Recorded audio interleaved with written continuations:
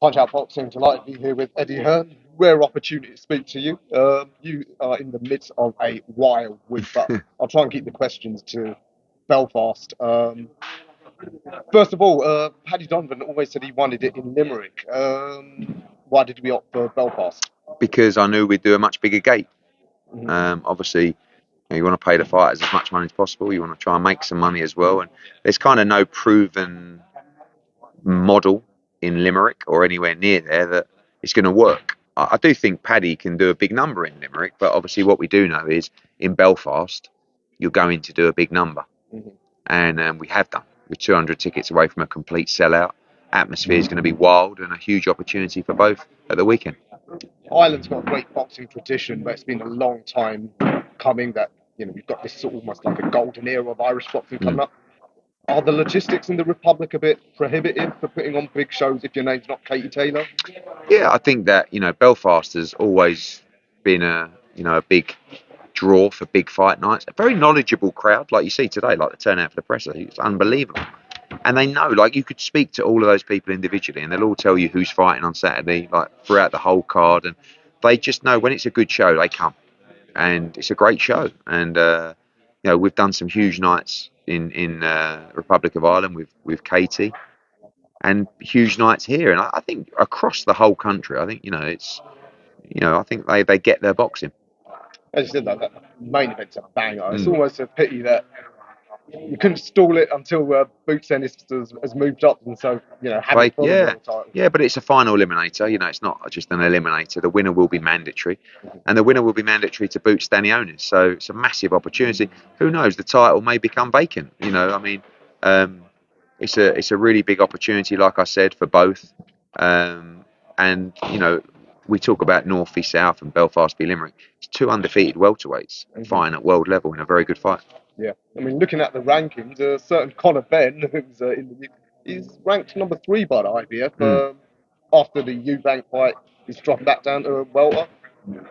Conor against the winner of Quite Saturday possibly, night. yeah. I mean, firstly, they'd have, he really needs to win that Eubank fight because if you lose, there's a chance you get taken out of the rankings or not permitted to fight for a world title. But Conor's mindset is 100% fight Eubank and move back down and fight for the world title. We're not on middleweight, but this fight was too big to miss. And, hopefully he gets a job done and then fights for a world title at 147. Are both of the fighters, Paddy and Lewis, are they both with you? Yes. So the winner going forward, are you going to be looking to sort of win the purse bid for whoever? Yeah, I mean, if it's Giron, then we can make the fight anyway. If not, could be a vacant title. If Lewis wins, we'd look to bring a big world championship fight to Belfast and vice versa with Paddy in Limerick. So, I never really like having two guys in a fight. Like you saw at the weekend in Saudi, I can lose my shit at the fight. And I prefer that, if I'm honest. But sometimes you make in-house fights and may the best man win. Just want to touch on Saudi. A few things. Saw 2 fights fall through at the last minute because of illness.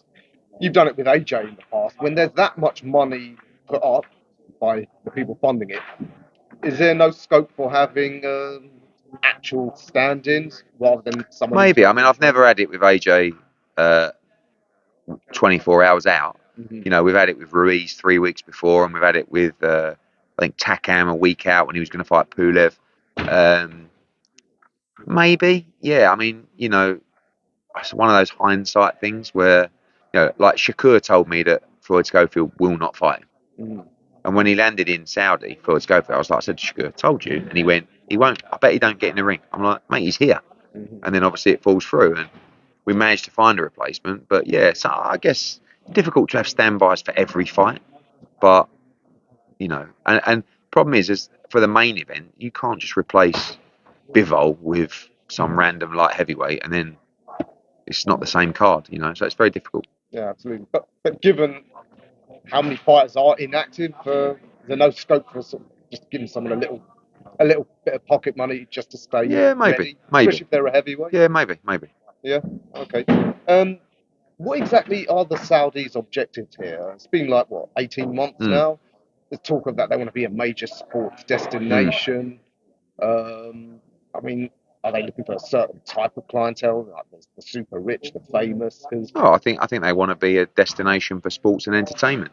and I think they're doing a great job. I mean, obviously they've got the World Cup coming up, which is one of the biggest sporting events you can have. But every week throughout Riyadh season seems to be a major sporting event. Not just that, arts, fashion, music, everything. And there's a real ambition to change the country and make it a destination. And I've got to be honest, like everybody that goes loves it, right?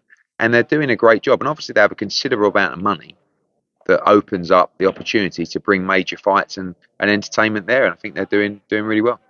Absolutely. Eddie, thanks for your time. No problem. Busy See you later in the week. See you Cheers, soon. mate. Bye. Cheers, mate.